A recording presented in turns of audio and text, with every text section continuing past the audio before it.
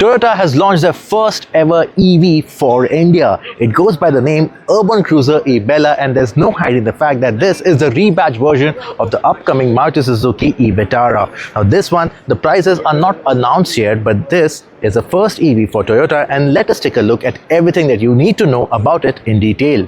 Now before we talk about the design, let me tell you that I'm still not on board with that name, the eBella, because internationally this car is already on sale and it goes by the name Urban Cruiser Electric or EV. Now here in India, this eBella is a very new name and I'm not sure how it will go down with the buyers. Now firstly, let's start with the design. Up front, it's very different than what you see in the eVitara. You get what Toyota calls a hammerhead design, which is very familiar to the international design language that Toyota has been following for quite some years now. The headlamp, it is split and it is very familiar to what you see in the Toyota Camry. Now I am particularly not a huge fan of this design, but this design looks very massive, bulbous, aggressive, and compared to the bulbous design or the bulbous headlamps of the eVitara, this one is more sleeker. It looks more Japanese. There's no fog lamps that is placed underneath, but there's a huge gaping grille lower down in the bumper. The contrasting material of the black and the paint finish that is used over here, it looks good and it will definitely look good on the Indian roads. Now in profile, there will be no differences between the eVitara and this one. I particularly like the 2700 mm of wheelbase and 18-inch of alloy wheels. This looks masculine from the side. Even the body cladding and the additional black panels that is used on the side, it looks a bit tacky, but yeah, it does add character to the car. There are some prominent creases and there is an extra badge on the side which is not present in the eVitara. Overall, the car could have been slightly taller. It would have liberated even more headroom inside, but overall this is a really nice masculine profile for this eBella.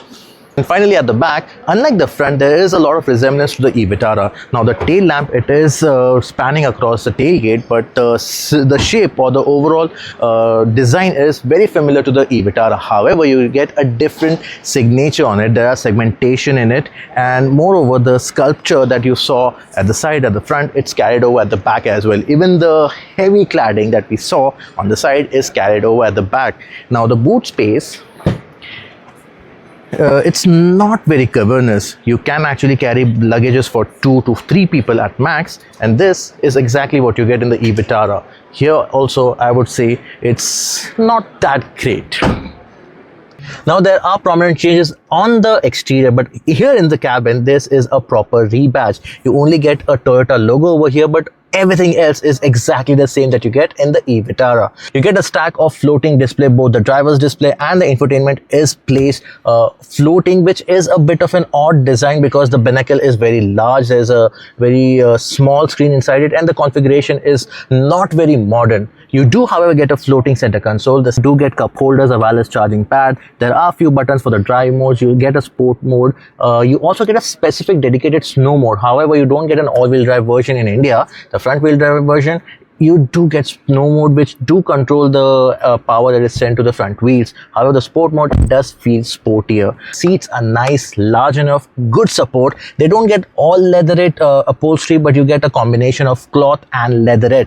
More importantly, the plastic quality, the fit and finish is really good. Once you're on the move in the eVitara that I experienced, you do get a sense of space. The visibility is nice, and that should also be translated here in the eBella as well. Overall, this cabin, it feels nice, feels like a proper Toyota. The Toyota buyers who would usually buy a Toyota car, they won't be complaining. However, when it comes to the second row experience, it's not the best place to be in. First up, you have this very knee-high position. The seats, they're soft. They don't have that premium feeling to it. More importantly, the plastic quality is as you would expect from the India-bred cars. For example, the Maruti Suzuki badge vehicle. There's no panoramic sunroof. The headroom is limited. For my frame, I'm 5.5, so taller passengers would be not very comfortable. It's a good space for 2 at the back. 3 would be a very tight fit. This is exactly what you get in the eVitara. I wasn't particularly happy with it when I drove it. The same remains with the eBella. Now let's talk about the meat of the matter, the specification. Now on launch there will be two battery pack on option. There will be a 49 kilowatt hour and a 61 kilowatt hour battery pack. The power output for the highest spec version is almost 170 bhp and 190 Newton meter. Exactly the same specification that you get in the eVitara. More importantly, 543 kilometers of claim range under the ARAI cycles. So in the real world condition, we could expect anything between 450 to 500, which is kind of the best in segment. More importantly, this is a Toyota product, so it will benefit from all the Toyota after-sales service, which include a 45-minute quick service, almost 8 years of battery pack warranty. You also get a large Toyota network. More importantly, they will also be offering battery as a service, the BaaS service upon launch, so that should keep the prices competitive. Moreover, Toyota says that 90% of the owners would be relying on the home charging network. They haven't specified the home charging network cost, which will be revealed at the launch probably, but they haven't specified the charging specification. They have, however, tied up with ChargeZone and JioBP for the extension of their charging network.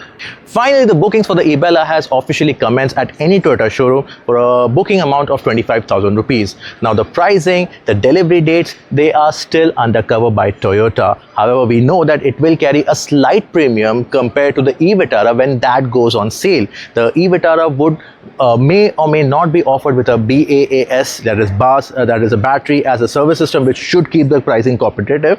This one would also follow through. More importantly, the name, coming back to the name, I would not call it eBella but eBella.